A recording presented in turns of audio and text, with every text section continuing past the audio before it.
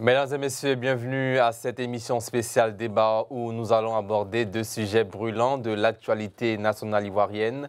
D'abord, nous reviendrons sur l'interception de 33 camions de cacao par les douanes ivoiriennes, un incident qui soulève des questions cruciales sur la contrebande et la gestion du secteur du cacao, une industrie clé pour notre pays, la Côte d'Ivoire. Ensuite, nous nous pencherons sur les anomalies frappantes découvertes sur la liste électorale. Une situation qui inquiète à l'approche des élections de 2025. Pour en discuter aujourd'hui, nous avons deux invités. Dr Ousmane Chérif, analyste politique, membre du Bureau national de la JPDCI et président du REMENSI. Bonsoir, docteur. Bonsoir. Merci d'avoir honoré notre invitation. Et Eric Bayala, journaliste, analyste, patron de presse. Bonsoir, Eric Bayala. Bonsoir. Merci également d'avoir honoré notre invitation. C'est moi qui vous remercie. Alors, tout de suite, entrons dans le vif même du sujet, le premier sujet de cette émission. Dr Ousmane Chérif, interception de 33 camions de cacao par les douanes ivoiriennes. Comment expliquez-vous l'interception de ces camions? Est-ce un signe d'un problème systémique dans la gestion du cacao ivoirien en Côte d'Ivoire, selon vous? Alors déjà, la première des choses, c'est de rappeler que le PDCI-RDA a pris position concernant le problème qui frappe la Côte d'Ivoire par rapport au prix de cacao depuis un certain temps. Nous avons, avant même la fixation du prix de 2024, le PDCI-RDA avait déjà lancé l'alerte pour essayer de montrer à la population que cette gestion de la filière café-cacao en Côte d'Ivoire n'est pas idoine. Mais au-delà même de ça, le PDCI avait prédit, l'honorable Brindoumi avait fait une conférence de presse où il avait déjà prédit que le RHDP et son gouvernement n'allaient pas pouvoir dépasser 1800 francs dans la fixation du prix de cette année. Et effectivement, comme un prophète véridique, cela s'est avéré. Et la chose qui est fréquente avec le RHDP, c'est qu'on se concentre beaucoup sur les conséquences en oubliant les causes. Le RHDP et son gouvernement a toujours fonctionné comme ça. À chaque fois, c'est la dénonciation des conséquences en oubliant toujours les causes. Quelles sont les causes du fait que le cacao ivoirien sort? Qu'est-ce qui fait que les planteurs, à un moment donné, se disent « je préfère vendre en libéral plutôt que de vendre avec un prix anticipé à la moyenne ». Le problème, c'est que le système n'arrange pas les planteurs lorsqu'il y a une flambée des prix. Et c'est vrai que nous dénonçons en tant que parti démocratique, en tant que parti républicain, nous dénonçons le fait qu'il y ait des planteurs, des cacaoculteurs qui essaient de contourner les voies normales et de passer pour vendre le cacao à l'étranger. Nous le dénonçons, mais en même temps, nous disons à ce gouvernement de faire plutôt attention aux causes plutôt que de se concentrer à dénoncer les conséquences. Et la cause principale, c'est cette mauvaise fixation du prix du cacao en Côte d'Ivoire. Bien qu'on aura l'occasion tout à l'heure de renchérir. Eric Bayala, le gouvernement a souvent mis en avant ses efforts pour sécuriser le secteur. Comment justifiez-vous que malgré ces mesures, de tels incidents continuent d'arriver en Côte d'Ivoire? Mais ce qu'il faut noter, c'est que la République, dans son fonctionnement, est régie par des lois. Et il y a toujours des contrevenants à la loi. Quelles que soient les dispositions qui sont prises, il y a toujours certaines personnes qui trouvent le malin plaisir de contourner les dispositions légales qui sont en place. Et donc, cette mesure n'échappe pas au mauvais comportement de ces citoyens-là qui estiment qu'il faut toujours contourner la loi. Et pour nous, ce n'est pas vraiment un fait nouveau que quelqu'un estime que, bon, il faut contourner la loi parce qu'il se comporte comme tel, comme un hors-la-loi. Maintenant, pour ce qui est de la position des causes dont a parlé Ousmane tout à l'heure, mais je pense qu'il faut un peu aller plus loin que cela. Il faut aller plus loin que cela. Il ne s'agit pas ici de dire qu'il faut s'en prendre, il faut forcément dénoncer les conséquences et oublier les causes. Non. Le problème, quand on est dans une république, on a le devoir d'avoir ce comportement citoyen. Parce que ceux qui gèrent le bien public ou bien la chose nationale, ils ont des positions qui ne sont pas forcément celles qui sont les nôtres. Et donc, quand il y a des dispositions qui sont prises, le gouvernement a déjà des leviers qu'il actionne pour pouvoir mener sa politique nationale, sa politique macroéconomique et dans tous les secteurs d'activité. Ce n'est pas parce qu'on veut avoir quelque chose qu'on ne l'a pas que du coup, cela nous donne l'obligation de contourner. Parce que si chacun doit pouvoir contourner la loi parce qu'il n'a pas ce qu'il voulait avoir, donc on serait dans une anarchie. Et donc, ici, il y a lieu de condamner ce comportement parce que quand on sait que la mamelle cacao, café constitue un pan important de notre économie, notamment le cacao qui est vraiment une ressource importante, qui participe véritablement au produit intérieur brut, savoir que cela échappe à notre économie, donc échappe à des recettes fiscales nationales, il y a lieu de décrier cela. Et c'est le lieu de rappeler que nous disons félicitations à M. le directeur général des douanes, le général Alphonse Da, qui, à travers ses équipes, notamment la direction régionale de données, ont pu faire ces interceptions de 33 camions qui venaient de divers horizons de la Côte d'Ivoire, mais tentaient de passer la frontière guinéenne. Bien. Et je pense que c'est une bonne action à saluer et cela mérite d'être encouragé. Avant de vous permettre de réagir, Eric Bayala, pourquoi ces incidents semblent-ils devenir plus fréquents? Est-ce que cela dénote d'un manque de surveillance ou une faiblesse institutionnelle? Non, justement, parce que quand la filière, lorsque le prix a été fixé, le président de la République a mis sur pied un comité, comment on appelle ça, interarmé, chargé justement de traquer tous ces contrebandiers-là qui font fuir les marchandises, notamment ces produits importants pour notre économie vers des destinations diverses. Mais ce qu'il faut noter, c'est qu'il y a également dans ces pays environnants-là certains qu'on appelle producteurs ou bien certains commerçants qui eux aussi font le trajet contraire. Autant des produits sortent frauduleusement pour aller vers ces pays frontaliers, autant il y en a d'autres qui sortent aussi de ces pays-là en destination de la Côte d'Ivoire. Et notamment, on a vu ici d'importantes cargaisons de saisie de médicaments en provenance de la Guinée qui voulait franchir la frontière de la Côte d'Ivoire, aussi bien au niveau du Ghana. Et donc, il y a forcément de part et d'autre. Mais ce qui explique cela, comme je dis, les uns et les autres sont portés par la volonté du fait du profit. Et il veut échapper justement à tout ce qui est contrôle administratif, contrôle fiscal. Et il pense que la destination où il peut échapper à tous ces contrôles-là, c'est une destination pour eux qui mérite de tenter le coup. Donc c'est une expédition qu'ils empruntent, espérant que, bon, ils feront plus de profit qu'en restant chez eux dans leur propre pays. Mais malheureusement, comme nous l'avons dit, c'est un comportement à décrier. Docteur, pensez-vous que cette interception reflète une gestion défaillante de la filière cacao par l'État ivoirien? Oui, bien sûr, mais permettez-moi de réagir. Allez-y sans faute et répondre à la question. Vous voyez, l'une des choses qui est constante avec les membres du RHDP et tous ceux qui défendent ce gouvernement, c'est une façon de minimiser des gros problèmes. C'est vraiment constant chez tous ceux qui défendent le RHDP. Alors, quels sont ces gros problèmes? Alors, on parle de 33 camions qui étaient tous alignés de cacao. On parle de 1100 tonnes. Il a été compté environ, selon ce qui a été dit, 1100 tonnes de cacao. On parle d'environ 6 milliards.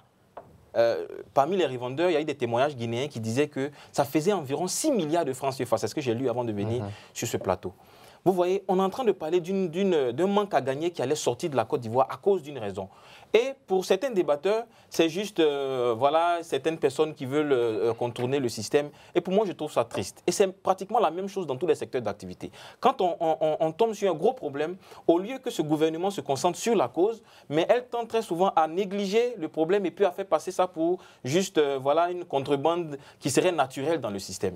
Je dis et je répète, c'est une très mauvaise gestion de la filière café-cacao qui pousse les cacaoculteurs à aller à l'extérieur. Quand vous savez qu'on vend votre cacao, vous qui êtes le premier producteur, vous qui êtes le premier producteur au monde de ce cacao, quand vous savez qu'on vend ce cacao-là à 3 000 francs en Guinée, quand vous savez qu'on vend ce cacao-là à plus de 4 000 francs à l'international, mais comment vous pouvez concevoir qu'avec cette flambée-là, le gouvernement accepte de donner 1 800 francs à cette population? C'est une malhonnêteté gouvernementale que nous devons continuer de décrier jusqu'à ce que ça soit changé. Et je rappelle que le président de la République, pourquoi dans chaque débat où je passe, je répète que ce président a toujours manqué ses engagements. Tous les engagements qu'il a pris en 2012, il a pris un engagement de fournir aux cacaoculteurs 60% du prix CAF. Aujourd'hui, les 1 800 francs ne respectent pas les 60% du prix CAF. Est-ce que ce président-là, on devrait croire encore ce gouvernement? Est-ce que M. Adjoumani, qui passe sur les antennes de RFI pour dire qu'on veut protéger les cacaoculteurs, on veut pérenniser la culture, est-ce que c'est cette façon-là de pérenniser la culture en tuant les cacaoculteurs? Vous parlez du ministre de l'Agriculture, le ministre de l'Agriculture, bien entendu. Donc pour moi, c'est une façon de tuer la cacaoculture en Côte d'Ivoire. C'est une façon de dire aux cacaoculteurs, vous produisez quelque chose qui est en flambée mondiale. On sait tous que c'est en flambée mondiale. Avant de venir sur ce plateau, j'ai consulté. Vous savez que le prix est fixé quotidiennement à la bourse de Londres et à la bourse de New York. J'ai consulté le prix aujourd'hui. On est autour de 8 281 $ par kilo. par tonne. 8281 $ par tonne. Quand vous faites le calcul, on est autour de, je crois, 4 000, en tout cas à l'international, on est autour de 4 000 ou 6 000 francs CFA par kilogramme. Et vous donnez les 60%, ça devait équivaloir à environ 2 800 francs au minimum ou bien 3 000 francs. Mais il y a quand même une évolution quand on regarde les chiffres, hein, le prix du cacao en Côte d'Ivoire des années 60 jusqu'à maintenant. Effectivement. En fait, c'est une arnaque quand certains comparent avec les prix. Vous avez regardé l'émission sur une autre chaîne où certaines personnes ont très bien expliqué qu'en fait, les prix se fixent en fonction de la bourse internationale. On ne fixe pas les prix de façon... on n'invente pas les prix. Les prix se fixent en fonction. Un président qui vient en 2012, qui est venu trouver un système... Avec le PDCRDA qui était au RHDP, groupement de partis politiques. Et qui a fait la promesse à tous les cacaoculteurs de leur donner 60%. Personne n'a mis une arme sur la tempe de ce gouvernement pour faire cette promesse-là. Cette promesse, elle est écrite. C'est une promesse de donner 60%. Nous sommes dans une période où il y a une flambée des prix du cacao. Et que vous n'êtes pas capable de donner ces 60%-là, vous donnez 1 800 francs. Les cacaoculteurs qui ont des réseaux parallèles, c'est ce qu'on appelle en droit les circonstances atténuantes. Quand on vous pousse à bout et que vous faites quelque chose d'illégal, c'est vrai que ça reste illégal, mais on regarde les circonstances qui vous ont poussé à le faire. Et je dis ce gouvernement-là ne mérite même pas qu'on l'écoute quand on parle de café cacao en Côte d'Ivoire. Bien, Eric Bala, réaction là-dessus. Oui, justement, ce que je voulais dire et rappeler, c'est que quand on parle de l'engagement du président de la République en 2012 d'offrir aux producteurs 60% du prix CAF, c'est-à-dire le prix fixé à l'international. Mais quel était, à cette époque-là, le prix était fixé à combien? Et je pense que depuis la gouvernance du président Alassane Ouattara et du gouvernement du RHDP, il n'y a pas en Côte d'Ivoire de mémoire d'homme qu'il y ait un prix qui a été aussi plus, comment on appelle ça, aussi plus grand, fixé que les autres gouvernements précédents. On demande pourquoi il n'a pas fait les 60%. Et jusqu'à présent, les engagements que le président de la République a pris en 2012 concernant le prix CAF, quel était, parce que dans tout débat, il faut contextualiser le débat. Il ne suffit pas de venir affirmer de go qu'il y a eu des engagements et qu'on ne doit pas mériter la confiance de X ou de Y. Alors, qu'est-ce qui empêche le gouvernement de respecter les 60%? Ce que vous oubliez, c'est que dans la gouvernance du problème du café cacao en Côte d'Ivoire, les deux premiers producteurs mondiaux du cacao, notamment la Côte d'Ivoire et le Ghana, se sont mis ensemble pour créer un comité de gestion dans ces deux pays. Et ce comité de gestion a pour siège Accra, et celui qui dirige, sinon qui préside ce comité, est un Ivoirien. Et donc, en fonction des engagements des uns et des autres, et en fonction, si vous voulez, du contexte dans lequel ils veulent promouvoir on appelle ça, leur prix à l'international, ils fixent ensemble le prix de revenu aux producteurs. Pourquoi on n'a pas respecté? Et justement, c'est ce qui a été mis en question. En 2012, le Ghana et la Côte d'Ivoire n'avaient pas encore cette synergie d'action en ce qui concerne la commercialisation du cacao. Donc il faut changer cette loi qui dit que ce n'est pas une loi. Oui, c'est une promesse qui a été faite à l'occasion de la réforme. Ce n'est pas une loi. Et ça, justement, et aujourd'hui, les producteurs, dès que le prix du cacao a été fixé à 1800, nous regardons tous l'actualité.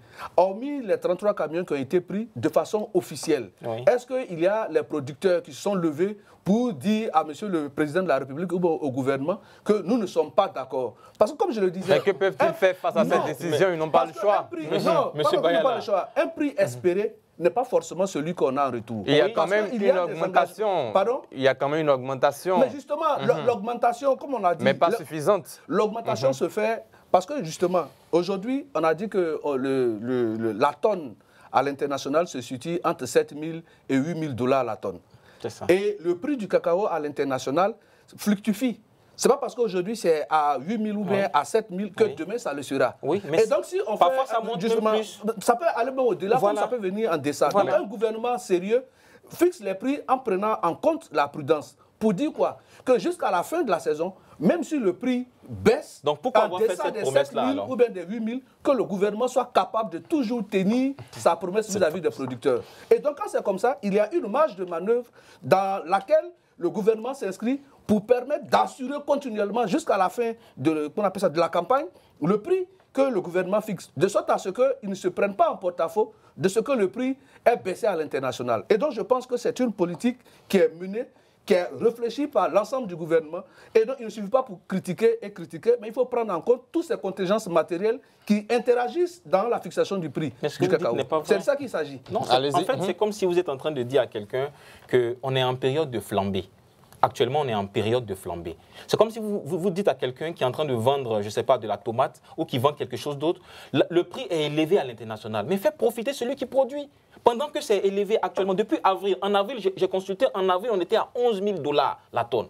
En avril, c'était le prix plateau, 11 000 $ la tonne. Comment vous voulez que celui qui produit, au moment où c'est en flambée, il ne profite pas? Pendant qu'au Cameroun, on vend à 4 000 francs CFA. Non, le système de commercialisation du Cameroun n'est pas le même que celui de la Côte d'Ivoire. Voilà, justement. Donc, on ne peut pas justement se penser ce que vous dites, sur ce qui se fait au Cameroun ou dans un autre pays ce que vous oubliez, pour dire que la Côte d'Ivoire... Non. Quelle est la part de la production même du cacao camerounais sur le marché mondial? La Côte d'Ivoire est le leader. Oui, la Côte d'Ivoire est le leader. Justement, en fonction de sa politique de commercialisation, comme je l'ai dit, ne peut pas dire, comme ça se fait ailleurs, nous aussi, on va faire la même chose. Non, mais la question, c'est comment tu fais profiter tes cacaoculteurs pendant la période où ils produisent beaucoup, pendant la période où on est en flambée. Comment tu fais profiter tes cacaoculteurs? Justement. Ou bien eux n'ont pas le droit de profiter pendant cette période-là. On était à 1 500 francs. Donc ce sont les 300 francs pour vous qui non, mais attendez, soyez sérieux, M. Bayala. Qu'est-ce que 300 francs? Non, soyez sérieux. Non, ne minimisez pas, c'est une marge importante. Non, ce n'est pas une marge importante par rapport. Et puis encore par moment, le prix même fixé par le gouvernement n'est pas respecté par les acheteurs. Mais justement, c'est là tout le débat.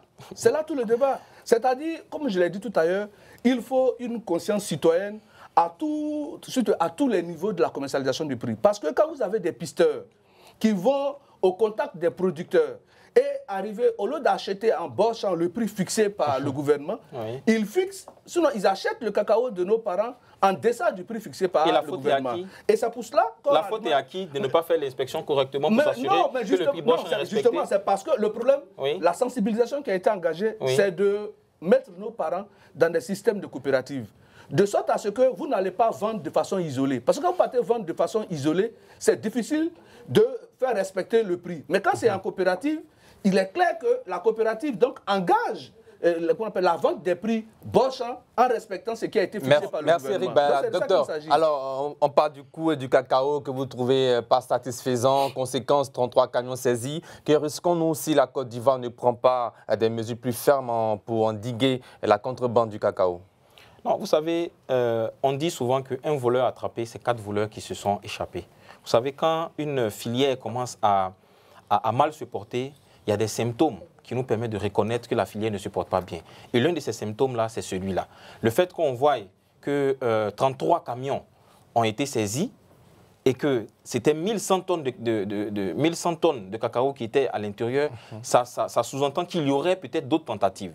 Je rappelle que le témoignage que j'ai lu, c'est un témoignage d'un revendeur guinéen qui fait le témoignage et qui explique qu'il faisait partie avant des revendeurs guinéens.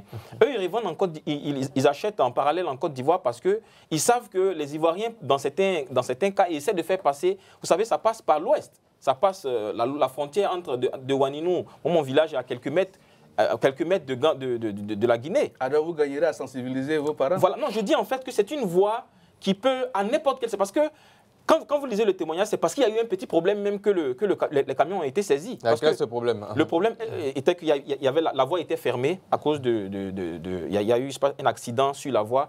Les camions ont trop duré sur la voie. Et donc, ils ont finalement été signalés à la douane ivoirienne qui a déporté des gens qui ont arrêté finalement tous les camions. Cela signifie, quand vous lisez, le témoignage n'est pas officiel, c'est un témoignage même anonyme, mais on pourrait penser que si jamais il n'y avait pas eu ce petit problème-là, tout ce cacao-là serait déjà parti. Donc ce que je dis, c'est que quand on gère mal quelque chose, quand il y a une conséquence, c'est vrai, il faut féliciter pour avoir la douane d'avoir arrêté ce cacao, il faut féliciter, il faut dénoncer le fait qu'il y ait cette sortie-là, mais il faut quand même se concentrer sur la cause. Et je dis et je répète, je ne comprends pas comment des intellectuels, je dis et je répète que je ne comprends pas comment des intellectuels, à qui on explique simplement que pendant une période de flambée, on doit augmenter plus les prix et qui viennent nous expliquer en retour que non, en fait, on est prudent parce que... Mais c'est la période de flambée qui est là. C'est la période de flambée. Les coûts du cacao n'ont jamais été pareils. Mais le coût du cacao a augmenté également en Côte d'Ivoire? le coût du cacao a augmenté, mais pas proportionnellement à la flambée internationale. Je ne sais pas si vous comprenez ce que je dis. Si je vous dis que ce stylo-là a un prix qui est très élevé à l'international, le vendeur, il a envie de sentir ça chez lui. Mais quand vous dites que je mets 300 francs et que pour vous, les 300 francs valablement peuvent représenter la proportionnalité de l'augmentation, alors que la tonne de cacao est passée jusqu'à 8 000 dollars, 11 000 dollars il y a 4 mois. Quel serait le coût idéal pour la Côte d'Ivoire? Le PDCI a proposé 3 500 francs et c'est possible par rapport au coût de flambée. Ce qui n'a jamais été fait en Côte d'Ivoire. Ça n'a jamais été fait en Côte d'Ivoire. De la même façon, même sous le PDCI RDA. Non, de la même façon que cette flambée-là est unique. Cette flambée, je vous assure, vous pouvez regarder les enquêtes qu'ont fait RFI et TV5 sur cette flambée-là. On a atteint des prix records. On a atteint des prix records. Je vous dis qu'en avril, c'était le plateau. On était à 11 000 tonnes. 11 000 tonnes de cacao. Vous pouvez faire le fact-checking. Et je vous rassure que le problème se situe au niveau, les cacaoculteurs ne ressentent pas ça. Et quand vous vous sentez spolié, quand vous vous sentez injustement traité, quelquefois, vous utilisez la mauvaise méthode qui est de revendre en parallèle. Je dis encore, je répète, que le PDCI dénonce cette vente parallèle-là parce que c'est illégal. Mais il faut pouvoir comprendre les circonstances atténuantes. Les cacaoculteurs en Côte d'Ivoire ne se sentent pas protégés par notre pays. Et je le disais, autant d'Oufoué de Boigny, la caisse TAB a été mise en place justement.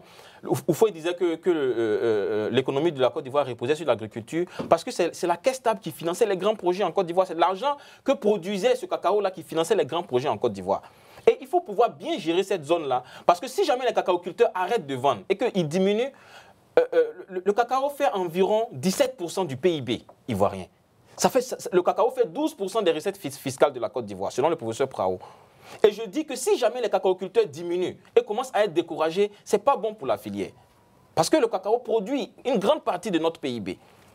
Et donc, quand on a un ministre, le PDCI plusieurs fois a décrié ce ministre-là, parce que ce ministre, le ministre Koubena Kwasi Adjoumani, nous considérons que c'est un ministre qui fait un mauvais travail. Et dans un autre gouvernement, sous un pays sérieux, c'est un ministre qu'on aurait déjà débarqué depuis longtemps. Et nous considérons que ce ministre-là n'a pas sa place à la tête de ce ministère. Parce que tout le travail qu'il fait est très mauvais et il arrive même à peine à l'expliquer et à peine même à être audible quand il prend la parole. Bien, Eric Ballet, 3500, c'est ce qu'avait proposé le PDCI RDA. Est-ce que cela aurait réglé ce problème de la contrebande de cacao? Je vous explique que, quel que soit le montant qu'on aurait reversé aux producteurs, il aurait toujours eu des tentatives de pouvoir contourner. Ça s'est déjà produit avant? De pouvoir contourner le système. Ça s'est déjà produit avant 33 camions? Parce que, oui. Citez-moi un exemple. Je vous explique. Oui. Quand il y a eu la crise en 2002, le prix du cacao était pratiquement à 1000 francs, à 1100 francs. Mais ça n'a pas empêché certains de contourner le système, par même vendre le cacao. Et on a vu que le Burkina, pour cette année-là, a été exportateur de cacao. Oui, donc ça veut dire quoi? Donc, malgré les gouvernements passés... On n'était pas enflammé. Malgré les gouvernements passés, je ne sais pas si vous comprenez ce que je dis. Il y avait toujours eu cette notion de contrebande. Parce que ce qui explique la contrebande, ce n'est pas forcément les prix. Parce que celui qui a son cacao dans la région ouest, qui doit, on appelle ça, prendre le transport pour aller jusqu'au port de San Pedro, ou bien jusqu'au port d'Abidjan. C'est pas le cacaoculteur qui achemine. En ce qui concerne on appelle ça, le coût du transport, ils estiment que... C'est pas eux-mêmes qui acheminent. Non, ça veut dire que le produit déjà dans les camions saisis n'appartenait pas aux producteurs. Les producteurs ont fini de vendre leur cacao. Oui. Justement, donc les producteurs ont fini de vendre leur cacao à ces gens-là qui sont venus acheter. Et donc quand ils le regardent, le transport à lui prendre jusqu'à San Pedro ou à Abidjan et aller vendre au port de Conakry par rapport à la proximité, il estime que la distance étant moindre, il peut faire du chiffre. Donc ne vous concentrez pas seulement sur le prix. C'est d'abord un fait. Le second fait, c'est que quand le gouvernement, aujourd'hui, la production mondiale, sinon la production ivoirienne est en baisse parce que les vergers sont attaqués par la maladie qu'on appelle le shoot and shoot, qui fait qu'aujourd'hui, nos vergers ne produisent pas assez. Et donc, le gouvernement investit non seulement pour la régénérescence de ces pépinières, de ces plants, mais encore, le gouvernement investit pour apporter des intrants au niveau des producteurs, pour les amener à améliorer les productions. Donc, quand on voit la manne que le gouvernement injecte pour apporter les intrants gratuitement aux producteurs, et on leur fixe le prix à 1800, quand on met tout ça ensemble, je pense que la part belle qui est reversée aux producteurs est suffisamment au-delà de l'exploitation de l'espérance proposée par le PDCIRDA. Allez-y, docteur. Je veux juste vous demander, merci Eric Bayala, allez-y, d'accord actuellement que dans le système actuel, les producteurs, les cacaoculteurs sont perdants? Est-ce que vous êtes d'accord avec, selon ce que vous avez expliqué? Alors qui est donc gagnant? Qui est donc gagnant, docteur? Les producteurs, par rapport au prix CAF et par rapport à ce que le cacaoculteur gagne, est-ce que vous êtes d'accord que le cacaoculteur est largement perdant? Non. Non, je pense que ça, intellectuellement, nous devons être d'accord sur ça. De base, ils sont perdants. Non, quand vous me dites que les cacaoculteurs, en fonction du prix CAF, sont suffisamment perdants, parce que vous estimez qu'à l'international, le prix a augmenté. Et ce qu'on a reversé, qu'on appelle ça, aux producteurs, ils ne sont pas perdants. Parce que quand moi j'ai un bien... Ils ne sont pas perdants. Non, quand moi j'ai un bien, que je le vendais, je le vendais à peut-être à 10 francs. Et aujourd'hui, on a dit qu'il y a une augmentation, a augmenté. Et que moi, on ne me le paye plus à 10 francs, mais on me le paye à 15 francs, je n'ai pas perdu. Non, par rapport à ça. Alors, docteur, quand vous parlez de perdants, c'est qu'il y a un gagnant qui perd dans cette affaire. Non, mais bien sûr, c'est ce que je suis en train d'expliquer. Agriculteurs, cacaoculteurs. Les cacaoculteurs perdent. Et ça profite à qui donc? Et ça profite à l'État de Côte d'Ivoire. Ça profite non aux multinationales. Aux multinationales, mais de toutes les façons, on ne cesse de le répéter. Quand un système économique est fait pour que, quand vous avez 25 francs, une valeur de quelque chose qui a une valeur de 25 francs, si vous avez 10 francs, quelqu'un gagne 15 francs. Donc on sait très bien que le gouvernement de Côte d'Ivoire veut engranger le maximum d'argent pendant cette période de flambée. Seulement que ce que nous disons, c'est qu'on est dans un gouvernement qui a toujours prôné que c'est un gouvernement libéral. Depuis que le président de la République, Alassane Ouattara, même quand il était dans l'opposition, quand il était dans le RDA, il disait que c'était un gouvernement libéral. Vous savez, dans le libéralisme économique, la fixation des prix, c'est la liberté du marché. Chacun fixe ses prix. On s'attendait même à voir en 2012 le président Alassane Ouattara venir libéraliser le secteur. C'est ce à quoi on s'attendait. Parce que la Côte d'Ivoire n'applique pas, le secteur du café cacao n'est pas libéralisé en Côte d'Ivoire comme ça l'est au Cameroun. Oui. Vous le savez, j'espère. Mais c'est ce que je dis. Donc je le dis. Je dis simplement. Est-ce que vous trouvez, est-ce que vous comprenez que c'est contradictoire? La production nationale du cacao sera aussi importante que la nôtre au Cameroun. Le secteur ne sera pas libéralisé. Parce que quand longtemps, on dit que l'économie de ce pays... Est-ce que vous savez que ça a été libéralisé en Côte d'Ivoire? Sur la mamelle café cacao... Non, est-ce que vous savez qu'à un moment donné, ça a été libéralisé en Côte d'Ivoire? Depuis la gouvernance du PDC jusqu'à aujourd'hui, le PDC a pu libéraliser le secteur. Est-ce que vous savez que... Non, répondez à cette question. Je vous réponds. Oui. Je vous réponds. Oui.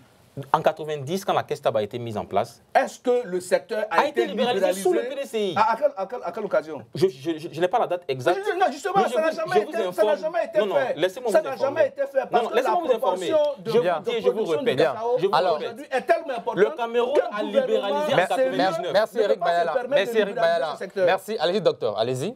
Le Cameroun a libéralisé le secteur en 1999. Avant de venir sur ce plateau, mais c'est ce que je vous fais comprendre. Non, laissez-moi terminer. Oui, mais la Banque mondiale et le RFI, la Banque mondiale et le FMI... Ce n'est pas possible. Donc vous dites sur ce plateau, que la Côte d'Ivoire n'a jamais libéralisé, c'est ça? Le Cameroun produit... Je vais laisser nos téléspectateurs faire leur propre recherche. M. Bayala dit que la Côte d'Ivoire n'a jamais libéralisé le secteur. Je dis sur le PDCI, à quelle occasion le secteur a été libéralisé? Dans les années 90, le secteur a été libéralisé. Bien. Tous ceux qui nous écoutent pourront faire leurs recherches. Bien, alors, on revient maintenant à notre sujet. Eric Bayala, le gouvernement pourrait-il envisager une refonte de ses politiques de contrôle pour limiter la contrebande? Est-ce que cela est possible? Non, les dispositions ont été déjà prises. C'est parce que ces dispositions ont été prises que la douane a été mise en alerte. Non, il y a ce qu'on sait. On sait également qu'il y a des sorties dans d'autres pays que nous n'allons pas citer. Dans aucun système, il n'y a la sécurité zéro. Dans aucun système. Donc, quelles que soient les différentes dispositions que le gouvernement va prendre, il aura toujours des brebis galeuses qui vont parvenir à passer par les mailles du filet. Ça, on n'y peut rien. Et on ne peut pas réinventer la roue à ce niveau. Mais une chose est sûre, c'est de faire en sorte que le maximum de nos productions nationales n'échappe pas au contrôle fiscal de la Côte d'Ivoire. De sorte à ce que toutes ces productions que nous avons puissent véritablement, en termes de recettes, profiter à l'État. Et donc, des dispositions ont été prises. Donc, et ces dispositions-là seront renforcées pour que cela n'arrive plus jamais. Et tous ceux qui seront pris vont servir d'exemple. Parce que quand un système est là, et quand on a un devoir citoyen, il faut s'y conformer. Parce que, comme on le dit, la loi suffisance a fait mal, mais c'est la loi. Il faut impliquer les producteurs de cacao, c'est ça? Mais justement, c'est pour ça que la phase de la sensibilisation... Le problème, ce n'est pas forcément... Parce que le producteur n'a pas ces moyens colossaux-là de prendre son cacao lui-même et aller au-delà. Ces personnes qui viennent intermédiaires, qui viennent acheter le cacao, qui détournent, si vous voulez, ces productions-là. Voilà pourquoi le système libéral n'est pas forcément mauvais quand on est premier producteur. Parce que dans le système libéral, chaque producteur va fixer son prix. Et chaque cacaoculteur va fixer lui-même son propre prix. C'est ce qui se passe au Cameroun. Chaque cacaoculteur fixe son prix. Et aujourd'hui, à l'instant où nous parlons, à cause de la flambée, les cacaoculteurs camerounais fixent jusqu'à 4 000 francs, parfois 6 000 francs, parfois même un peu plus. Donc on est dans une marge on est dans cette marge-là. Donc la question que je vous pose, pourquoi vous pensez que le système libéral ne pourra pas marcher en Côte d'Ivoire? Je vous explique. Pourquoi? Je vous dis. On va répondre rapidement, une minute pour répondre à cette question. Allez-y. Pas forcément celle qu'on appelle du gouvernement, mais moi, en tant qu'analyste, ce que je veux dire, tout dépend de la quantité de votre production. Pourquoi? La quantité de la production. Parce que quand vous avez une quantité aussi importante que la nôtre, qui est pratiquement à plus de 17% du produit intérieur brut, et donc il faut qu'il y ait un contrôle absolu sur ce produit-là pour que les recettes issues de ces produits, de ces ventes puissent bénéficier réellement à l'État. Parce que si on libéralise aujourd'hui et qu'on appelle ça le prix, on ne va pas s'en prendre évidemment à chaque producteur de vendre son cacao au prix qu'il veut et à qui qu'il veut et où qu'il veut. Oui, mais justement, à la fin, il va payer ses impôts. Non, donc il y aura des rentrées pour l'État. Si jamais c'est libéralisé et que le producteur peut vendre à qui il veut, où il veut, et on appelle ça quand il veut, ce que cela induit, c'est qu'aujourd'hui, là, la traque qui est faite pour ceux qui vendent à l'extérieur de la Côte d'Ivoire directement, on va donner un coup d'accélérateur. Merci Eric Baala, merci. Dernière question pour terminer, docteur. Alors si rien n'est fait, quelles pourraient être les conséquences à long terme sur le commerce international du cacao ivoirien? Moi je pense qu'au fur et à mesure que ce prix va rester bas, à long terme, la production va baisser. Ça, c'est mon avis personnel. Non, on parle surtout de la contrebande. Au niveau de la contrebande, si l'État ne prend pas de nouvelles mesures pour lutter contre ce fléau. Oui, l'État va prendre de nouvelles mesures. Ces mesures peuvent marcher comme ne pas marcher. Et si elles ne marchent pas? Si elles ne marchent pas, quelles seraient les conséquences? Forcément, la production interne va baisser. Donc, si une partie de votre cacao va à l'extérieur, la partie qui devait rentrer à l'intérieur va baisser. Donc je pense qu'à un moment donné, on aura une baisse de la production du cacao en Côte d'Ivoire. Soit parce que certains cacaoculteurs vont trouver à un moment donné qu'ils n'ont pas de retour sur investissement, soit parce qu'ils voient leurs collègues ou bien confrères cacaoculteurs libériens, camerounais s'enrichir, construire des grosses maisons, avoir de l'argent alors qu'ils sont aussi cacaoculteurs et ils n'ont pas d'argent et ils sont pauvres. Donc à un moment donné, les cacaoculteurs vont commencer à baisser et l'État de Côte d'Ivoire ne va que s'en mordre les doigts. Et je pense que, pour répondre à ce qu'il a dit, moi je ne suis pas forcément pour un système libéral, mais je dis que il faut remettre ce système-là en cause, le système de fixer les prix. Parce que, pourquoi ça a été fixé au départ? On fixait les prix parce qu'on se disait que les cacaoculteurs avant n'étaient pas intellectuels. Ils ne savaient pas jouer sur les prix internationaux. Ah, pas forcément. Avant, c'est ce qui était dit avant. Quand la libéralisation a été mise en place, c'était parce qu'il y avait trop d'intermédiaires. Le cacaoculteur ne recevait pas vraiment le prix et il ne savait pas spéculer sur le marché. Aujourd'hui, les cacaoculteurs ne sont plus les cacaoculteurs de 1960-1970. Les cacaoculteurs sont des intellectuels. Il y a des professeurs d'université que moi je connais qui ont des plantations de cacao. Donc, ce ne sont plus des gens qui sont des analphabètes qu'on doit protéger, que l'État doit venir protéger avec un prix anticipé à la vente. Ce qu'il faut faire aujourd'hui, si jamais il y a les experts évoluent vers une libéralisation, il faut faire en sorte que la vente puisse profiter aussi à l'État. Parce que, comme dans tous les autres commerces où c'est libéral, chacun vend à son prix, mais à la fin, l'État fait en sorte de pouvoir avoir ses impôts, avoir ses fiscalités. Donc moi, je dis qu'aujourd'hui, on a un État qui a fait un aveu d'impuissance. Un aveu d'impuissance. L'aveu d'impuissance, d'abord, parce que toutes les promesses, je l'ai dit, et je peux le prouver, 80% des promesses qui ont été faites par Alassane Ouattara n'ont pas été respectées. 80% de ces promesses. Et l'une de ces promesses phares, c'était justement ça. C'était un libéral. C'était quelqu'un qui a toujours été libéral. Il fait partie de l'international libéral. Le RHDP appartient, je sais que le RDA appartenait à l'international libéral. Le RHDP également international libéral. Comment vous pouvez comprendre qu'un gouvernement libéral fixe des prix? Ça ne se fait pas. Les gouvernements qui sont libéraux font de l'économie libérale. Chacun est libre de fixer ses prix et puis fonctionne en libéral. Merci, docteur. Le RHDP se fourvoie tout le temps. Merci. Et c'est vraiment un parti politique. Nous allons maintenant aborder un autre sujet tout aussi crucial à l'approche de la présidentielle de 2025, les anomalies sur la liste électorale. Ces anomalies suscitent des vives inquiétudes quant à la transparence et la crédibilité du processus électoral en Côte d'Ivoire. On revient juste après la pub pour cette partie. De retour en plateau pour la seconde partie de cette émission, Maître Blessi du PDCI RDA, porte-parole du groupe parlementaire du dit parti, a publiquement dénoncé des anomalies choquantes sur la liste électorale ivoirienne. Docteur, pouvez-vous nous dire quelles anomalies ont été constatées par le PDCI RDA? Alors, depuis un long moment, toute l'opposition dénonce plusieurs différentes anomalies. Chacun à sa façon, chacun avec ses mots et ses chiffres, mais les anomalies se regroupent en quatre. Les premières anomalies sont des anomalies de présence additive, j'allais dire, sur la liste électorale. Présence additive de deux types.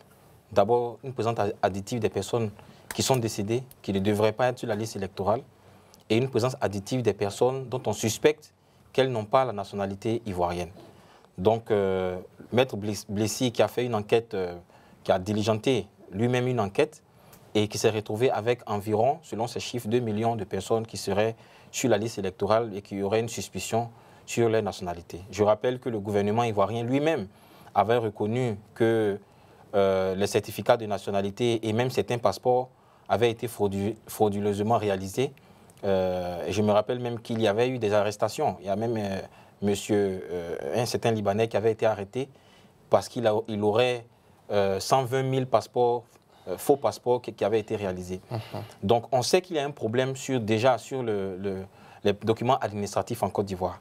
Il y a même eu des problèmes sur les diplômes. On sait que la Côte d'Ivoire est en train de se faire malheureusement connaître de façon négative sur la production de faux documents à la fois administratifs et même universitaires. Et donc, ce que le PDCI a relevé, c'est que ce problème que l'État de Côte d'Ivoire a déjà reconnu se répercute aussi sur la liste électorale. Donc, on se rend compte depuis un moment que certaines personnes qui ne seraient pas ivoiriennes ont leur nom sur la liste électorale et donc ont la possibilité de voter. Le PDCI RDA, avec les autres partis politiques, je le rappelle, le MGC a signé un accord concernant cette revendication. Le parti de Charles Blé Goudé, le COGEP, a aussi signé un accord concernant cette revendication avec le PDCI. Et je pense que le PPACI aussi est dans cette même mouvance de dénoncer beaucoup d'irrégularités. On sait qu'il y a des mamans qui ont plus de 300 enfants sur la liste électorale.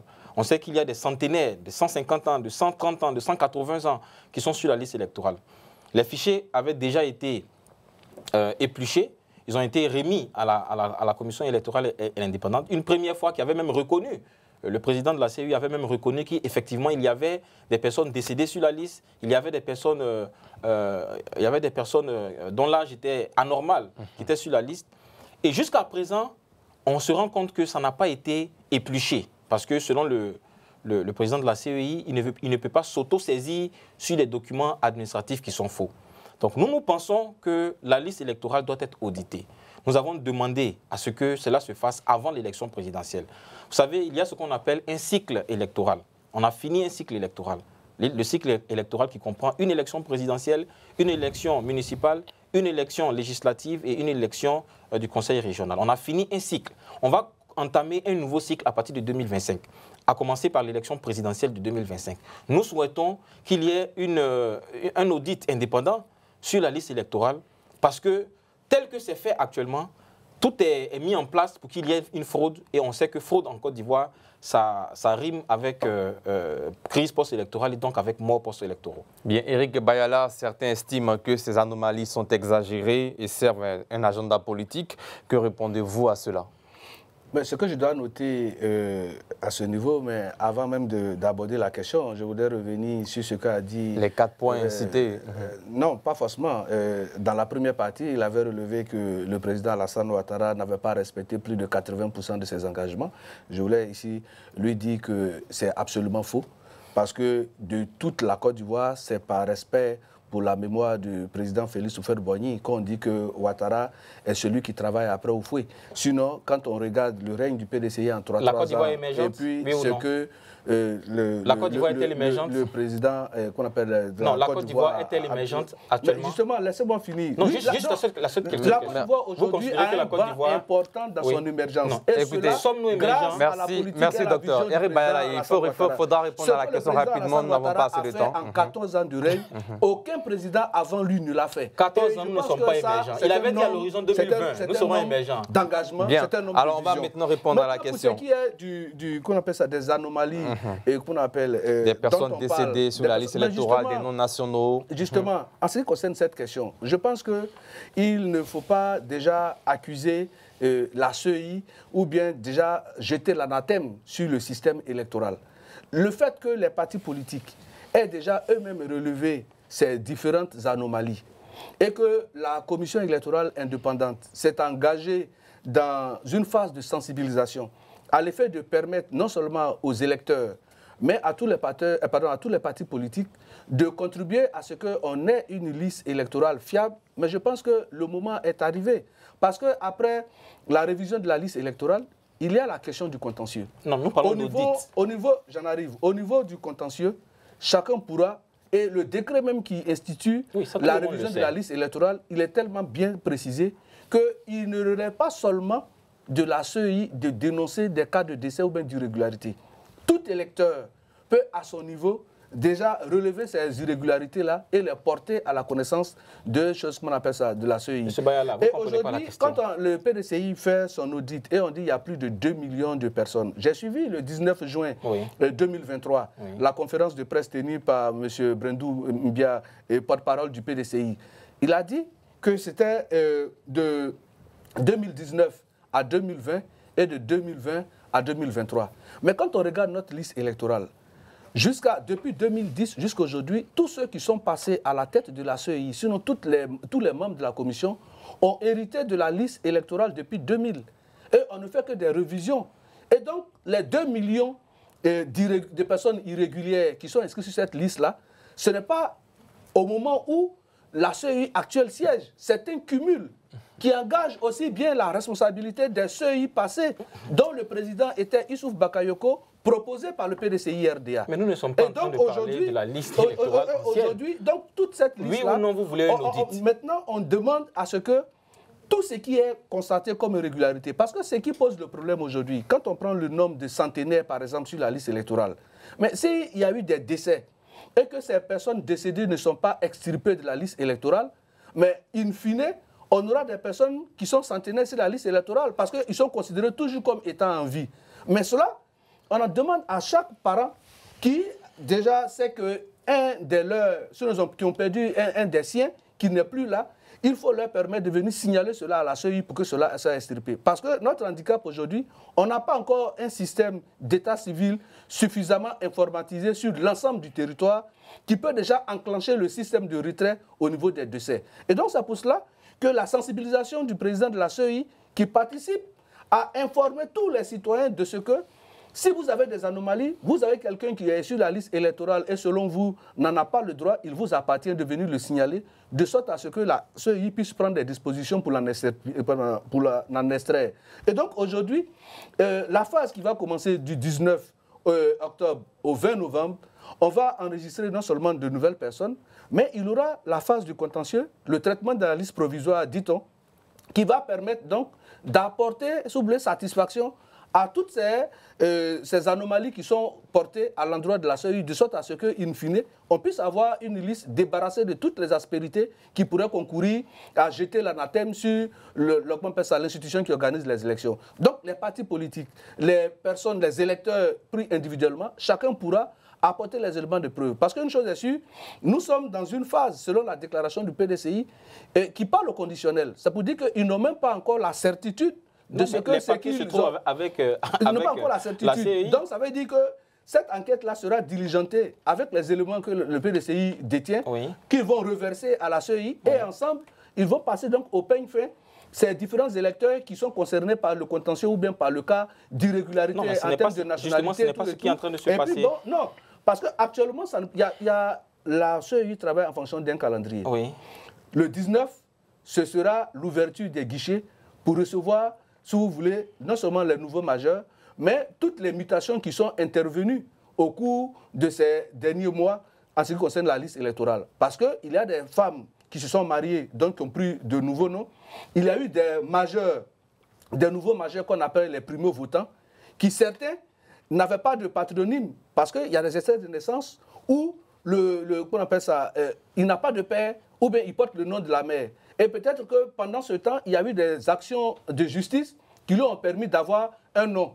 Et donc ce nouveau majeur, ou bien ce majeur qui était déjà inscrit, il faut que ça permette de régulariser également. Donc tout ça, quand on met tout ça ensemble, ce n'est pas forcément la fraude. C'est un problème d'état civil qu'on doit régler pour que chacune des parties soit satisfaite.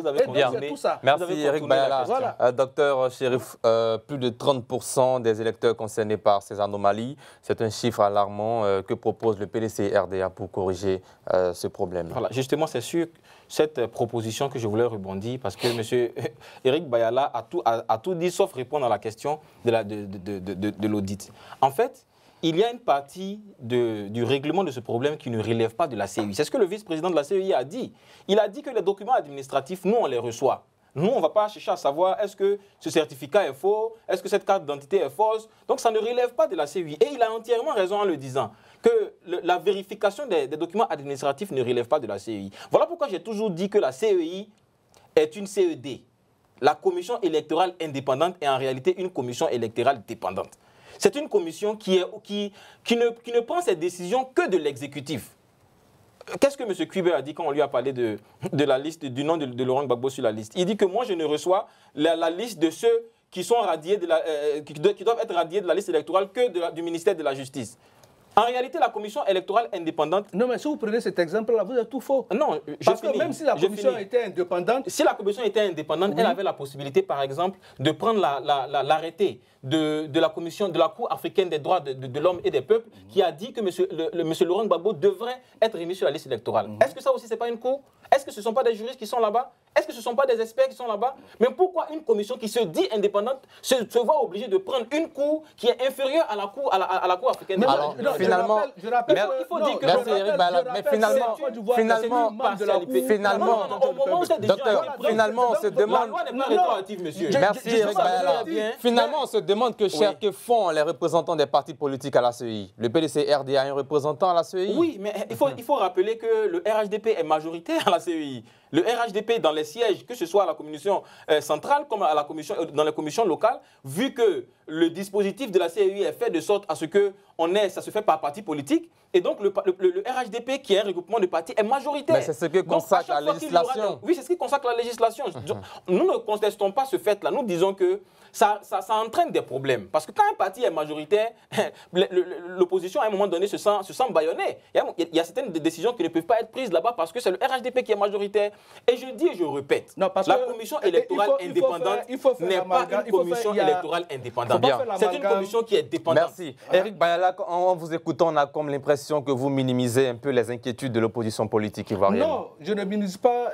En fait, nous parlons d'une logique et d'un principe qui est très simple. Mais il y a un problème qui est là. Non, le problème, c'est celui-là.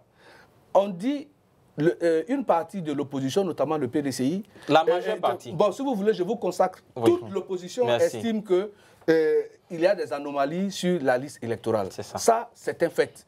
Et je ne peux pas vraiment me substituer à cette opposition-là pour dire que ce qu'elle dit est vrai ou est faux. Mais une chose est sûre, il y a un mécanisme qui, au niveau de la CEI, permet de mettre toutes les parties d'accord sur la sincérité de la liste électorale.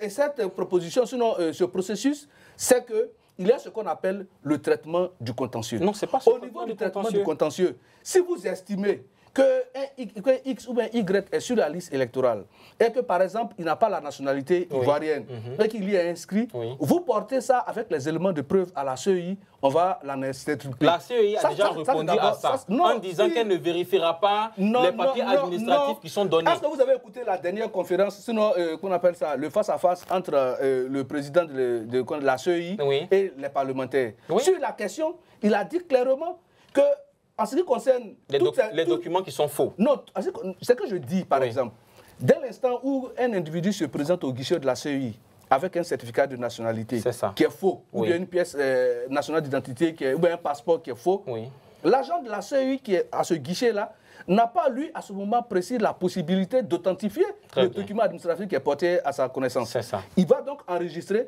et reverser l'ensemble des dossiers dans le système central de la CEI. Et donc, il y a la proclamation provisoire de la liste électorale. Donc, sur cette liste électorale qui est communiqué à l'ensemble des parties prenantes, non seulement aussi bien à l'opposition qu'au parti au pouvoir, pour dire voici la liste provisoire que la CEI a enregistrée. Quitte à vous de pouvoir faire, si vous voulez, de parcourir cette liste et d'en déceler les anomalies et de nous les porter. C'est ça. Maintenant, qui va vérifier ces papiers qui sont faux? Qui va les vérifier? Comment est-ce que le PDCI a pu savoir qu'il y a des gens qui n'ont pas la nationalité qui sont sur la liste? Mais le gouvernement l'a reconnu. Non, je dis, parce que le PDCI, en fonction de la déclaration, on donnait des chiffres précis. Oui, mais le gouvernement de Côte d'Ivoire même, c'est les chiffres qui diffèrent. Sinon, le fait est déjà connu. Oui, maintenant, on est d'accord. Comment est-ce que le PDCI a pu savoir le problème que n'est pas sur la liste électorale, un tel n'a pas la nationalité ivoirienne et il y figure? Ça veut dire que vous avez peut-être un élément qui vous a permis de... Il n'a pas répondu. Merci Eric Bayala, merci. Alors, ici, est pour l'audit ou non? Non, on continue le débat. Docteur, est-ce que ces irrégularités sur la liste électorale pourraient-elles nuire à la crédibilité du scrutin à venir? Oui, mais c'est de toute évidence. Quand vous avez un match de football entre deux clubs et qu'il y a un arbitre qui a une coloration partisane et qui est décrié par une équipe dans son entièreté. Mais qu'est-ce qui prouve que ces personnes non ivoiriennes appartiennent, sont des électeurs du RHDP? Non, justement, le fait déjà qu'il y ait une suspicion... Peut-être même de l'opposition, ces derniers. Oui, justement. Le fait déjà qu'il y ait une suspicion sur une liste électorale, nous proposons un audit international indépendant. Vous voyez, la suspicion en élection, elle est très dangereuse parce qu'elle crée des crises post-électorales. Regardez ce qui s'est passé à Yopougon, ou dans les élections locales, où il y a eu des soupçons de tricherie qui parfois même avaient commencé à amener la population à se tirailler. Vous avez vu les déclarations de Diaoufo qui disaient qu'il y a eu des tricheries à Yopougon. Je dis et je répète, si on veut avoir des élections qui soient apaisées, il faut auditer de façon internationale. Parce que nous n'avons plus confiance en cette CEI-là. Comment voulez-vous qu'on ait un arbitre? Le représentant du PDCI n'a pas démissionné. Non, mais on ne peut pas démissionner, monsieur. Non, si vous n'avez pas confiance. Si vous n'avez pas confiance. On ne peut pas quitter la pelouse parce qu'on n'a pas confiance en l'arbitre. On dit de changer l'arbitre. Non, si vous n'avez pas confiance en la CEI, vous démissionnez. Pourquoi? Et puis vous créez le schisme. Pour que tout le monde s'en aperçoive de ce que. Non, c'est parce que vous n'avez pas confiance. On n'est pas obligé de démissionner, monsieur. Quand on n'est pas d'accord avec un arbitre, monsieur. Vous êtes dans le système. Non, soyez logique avec ce que vous dites. On veut changer l'arbitre. Parce que c'est cette même CEI-là. Donc vous dites. On demande de changer l'arbitre. On n'a pas dit qu'on ne joue pas le match. On sait ce qui s'est passé au plateau, par exemple. Quand il y a eu les élections locales, on a dit qu'il devrait avoir une tentative de tricherie pour spolier. On a retrouvé des urnes dans le domicile de quelqu'un, oui ou non? La victoire du PDCI. Mais quand la CEI s'est prononcée, c'est cette même CEI-là qui a donné victoire au candidat du PDCI. Oui, parce que malgré... Merci docteur. Alors, Eric Bayala, finalement, c'est la logique de votre tricheur. Prochaine question, finalement, nous sommes bien partis pour des élections qui ne reflètent pas, en tout cas, de la volonté de tous les Ivoiriens et des scrutins qui ne seront pas crédibles aux yeux de l'opposition politique ivoirienne s'il y a problème sur la liste électorale. Je vous dis ceci. Comme on le dit, quand la CEI dit que nous sommes ouverts et nous attendons que les militants de chaque parti, sinon que les Ivoiriens qui remplissent les conditions, puissent venir se faire enrôler sur la liste électorale. Et que les partis politiques qui vont, si vous voulez, qui sollicitent le suffrage des Ivoiriens, doivent pouvoir s'engager à faire inscrire le maximum de leurs militants sur la liste électorale. Parce que c'est déjà le premier jet d'une éventuelle victoire. Mais quand vous me prenez à ce mécanisme et que vous pensez votre temps à tricher, parce qu'une chose est sûre, dans les bureaux de vote, il y a les représentants de tous les partis politiques dans les bureaux de vote. Mais ça n'empêche pas la tricherie. Ça, c'est d'abord. Et ceux-là, ils sont là pour un travail. Quand un électeur rentre dans un bureau de vote, muni de sa carte d'électeur... il a enlevé cette carte. Non. Parfois, c'est une carte... Quand il a sa carte d'électeur et qu'il a, qu'on appelle sa carte d'électeur, il rentre dans le bureau de vote. Le président du bureau de vote, aidé de ses accesseurs, appelle le nom, si on prend la carte, on donne le nom de celui qui vient voter. Chaque représentant des partis politiques a également le listing électoral. Il vérifie quand son nom est inscrit. Mais si déjà la liste elle-même, elle est déjà fausse, son nom sera inscrit dedans. C'est ce que je dis. Mais ce que vous dites là, c'est tellement illogique. Non, je vous dis. L'exemple est tellement faux que je ne sais pas comment vous terminez cet exemple. Merci, vous allez réagir tout à l'heure pour terminer. On dit que le gars est étranger. Merci, vous allez réagir. Son nom est sur alors, Eric Bayala, 30 secondes pour terminer rapidement, allez-y. Non, les suspicions qui se font, c'est facile d'accuser X ou Y. Quand vous dites qu'un tel est étranger et que son nom ne doit pas être sur la liste électorale, on vous donne l'occasion, à l'occasion du traitement du contentieux, d'apporter les preuves. C'est pas possible. Lui là, j'ai vu qu'il s'est fait inscrire sur la liste électorale. Et qui contrôle ça? Or, il n'est pas chose. Il n'a pas le droit, il n'est pas. Quand on dit qu'on n'a pas confiance en vous, à ce niveau-là, qu'est-ce que vous ne comprenez pas dans ce les preuves du fait que cet individu qui est inscrit sur la liste électorale n'en a pas le droit, du fait qu'il n'est pas bénéficiaire de la nationalité ivoirienne, vous portez cela avec la preuve auprès de la commission électorale.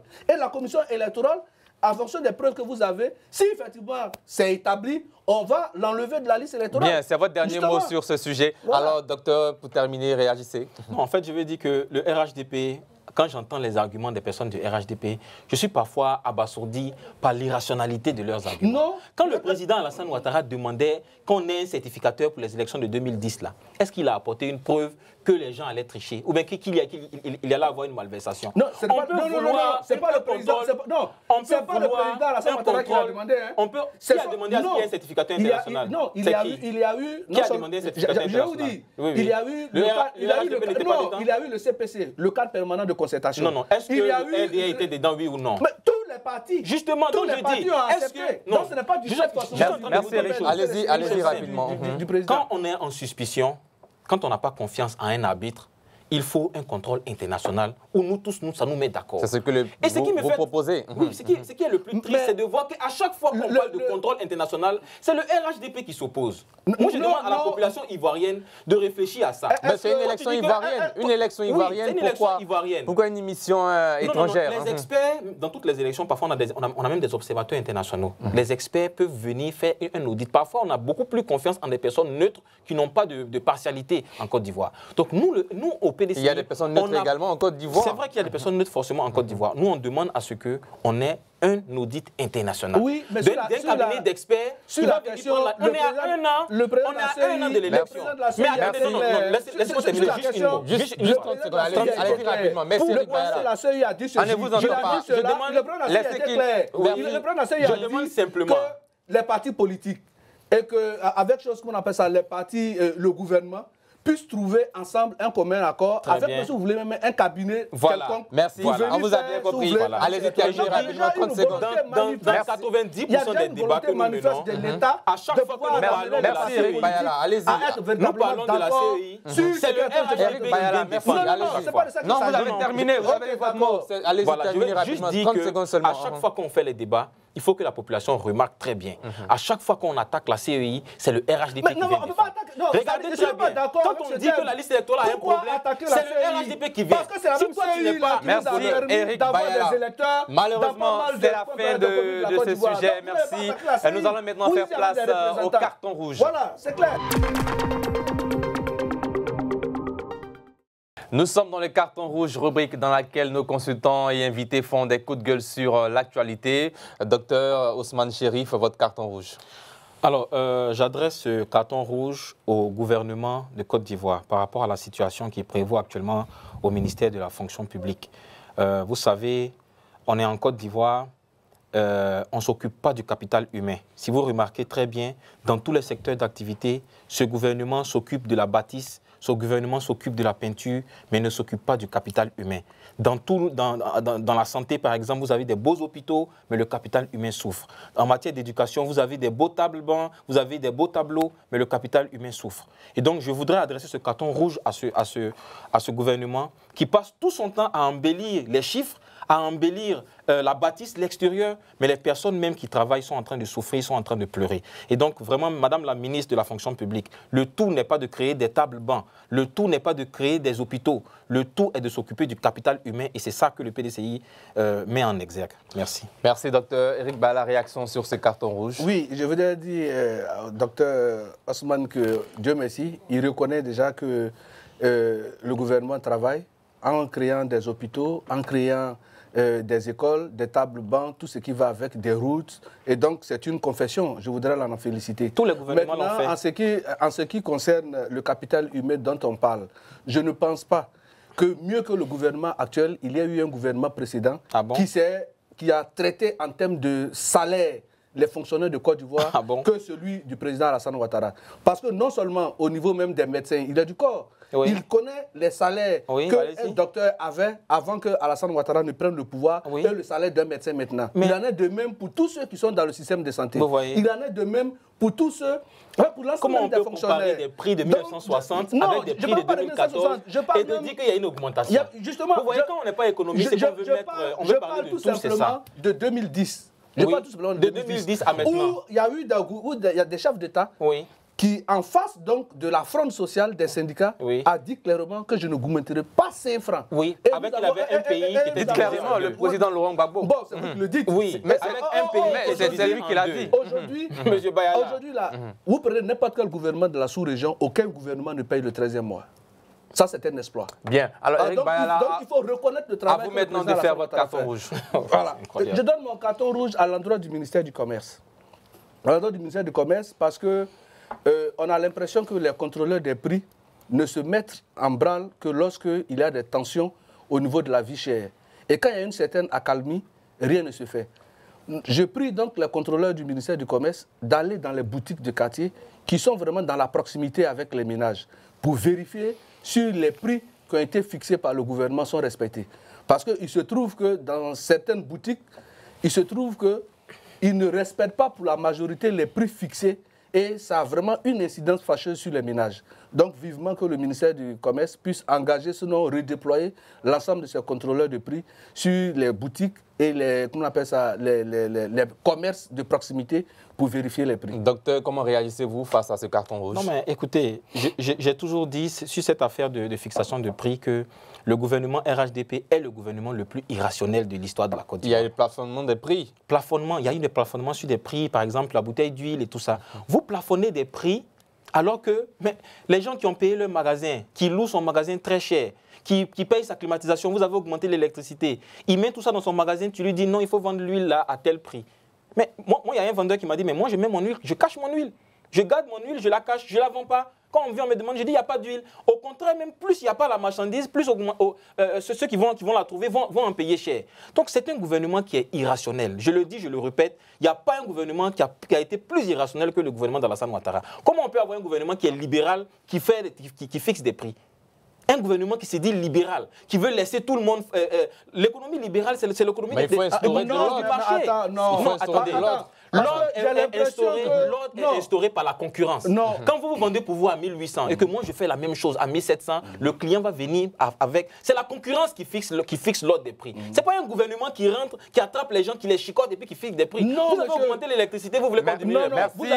Place maintenant à la dernière rubrique de cette émission, le chiffre du jour.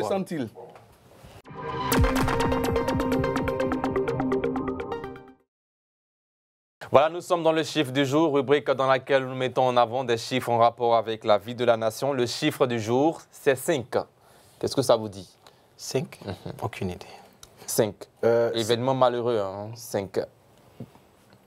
Alors, 5 victimes, dont une personne morte et 4 autres victimes ont été enregistrées après l'effondrement d'un immeuble R+3 en construction sur les habitations contiguës à Yopougon, à Bobo-Doumé, le dimanche 13 octobre 2024. Docteur, commentaire? Ben écoutez, comme la majorité des Ivoiriens, on constate qu'on a un ministre de la construction qui est là depuis très longtemps, qui n'a jamais été débarqué, qui est très proche du président de la République, vous savez de quoi je parle. Et ce ministre, il est là, il y a des effondrements à chaque fois dans un autre pays sérieux. Il y a longtemps qu'on aurait débarqué ce ministre et mettre quelqu'un d'autre à sa place. Est-ce que c'est de sa faute? Eh bien, écoutez, quand vous avez en charge le contrôle d'un certain nombre de normes de construction et que pour une fois ça se produit, 2 fois ça se produit, 3 fois ça se produit, mais on vous débarque, on met quelqu'un d'autre qui va contrôler mieux. Il y a des inspections du ministère de la Construction qui doivent faire des contrôles sur des bâtiments. Et aujourd'hui, je pense que la présence de ce ministre-là est très symbolique de ce que ce gouvernement fait. C'est des amitiés, vous savez que ce ministre a une très grande proximité avec le président de la République et voilà pourquoi il est toujours à la tête de ce ministère. C'est vous qui le dites, ça vous engage? Non, c'est un mariage légal, il a épousé un parent du président de la République. Mais on ne se mêle pas non, je sais. Je veux dire simplement que nous soupçonnons, c'est vrai que je ne me mêle pas de sa vie privée, je dis simplement que nous soupçonnons que la proximité qu'il a avec le président de la République fait en sorte qu'il est toujours présent dans ce gouvernement. Parce que moi, je ne peux pas comprendre qu'on ait autant d'immeubles qui soient tombés. Ce n'est pas la première fois. Je ne sais pas quel est le nombre exact de chutes d'immeubles qu'on a eu, mais à chaque fois, il y a des morts. Ce sont des vies humaines, c'est important. Pourquoi on garde un tel ministre à la tête de ce ministère? Bien, la question mérite d'être posée. Eric Bayala, le ministre de la Construction, sous son mandat, en tout cas, on a vu plusieurs immeubles qui se sont effondrés en Côte d'Ivoire. Réaction, tout récemment, 5 victimes. Oui, d'abord, il faut saluer, si vous voulez, les familles de ces victimes, leur apporter toute notre compassion. Maintenant, en ce qui concerne l'effondrement des immeubles et tout ce qui va avec, il est tout de suite facile d'accuser, comment on appelle ça, la tutelle, sinon le premier responsable, notamment monsieur le ministre de la Construction. Mais ce qui est sûr, c'est que c'est vraiment dommage que jusqu'à présent, l'État de Côte d'Ivoire n'ait pas encore trouvé des solutions en ce qui concerne les effondrements des différents immeubles. Même si au niveau du ministère de la Construction, parce que le tout, ce n'est pas forcément le ministère, c'est aussi l'ensemble des matériaux qui rentrent en ligne de compte. Donc il faut que le ministère puisse, à travers ses services, véritablement mener des inspections en ce qui concerne tout part, même sur d'abord même l'acquisition du terrain et le matériau employé pour construire. Parce que quand vous avez un terrain argileux et que vous avez du matériel de construction qui n'est pas adapté, mais c'est sûr que, in fine, on aura des effondrements. Donc il faut que le ministère vraiment s'y mette et que cela se fasse en liaison avec les différentes communes. Parce que les communes sont plus proches des citoyens qui bâtissent. Mais une chose est sûre, il faut que vraiment des actions rigoureuses soient menées pour qu'on n'ait plus d'effondrement d'immeubles. Parce que tous ceux mêmes qui construisent avec des matériaux de mauvaise qualité, qu'ils comprennent que c'est un faux investissement qu'ils font. Vous allez bâtir un immeuble de 200 millions et en ne prenant pas le matériel adéquat, 3 mois, 4 mois après, non seulement vous perdez toute la bâtisse, c'est-à-dire que tout votre argent, mais puis vous entraînez dans cette inconscience citoyenne, vous entraînez des personnes innocentes qui perdent la vie. Et vraiment, c'est un acte à décrier. Vivement que des dispositions soient prises au niveau du ministère pour que plus jamais ça, on ait d'effondrement d'immeubles. Merci Eric Bayala. Merci à vous également, Dr Ousmane Chérif. C'est la fin de cette émission. Nous sommes arrivés à la fin de notre débat. Nous avons discuté de sujets d'importance capitale pour notre pays, la filière cacao, pilier de l'économie ivoirienne et les anomalies sur la liste électorale, un enjeu fondamental pour la démocratie dans notre pays. Merci à nos invités pour leurs analyses et leur participation à cette émission qui se veut l'expression de la démocratie en Côte d'Ivoire. Nous espérons que ce débat aura permis d'éclairer certains aspects de ces sujets complexes. Mesdames et messieurs, merci de nous avoir suivis et à demain pour un autre numéro de Entre deux News sur les antennes de Reflet TV. Portez-vous bien et bonsoir.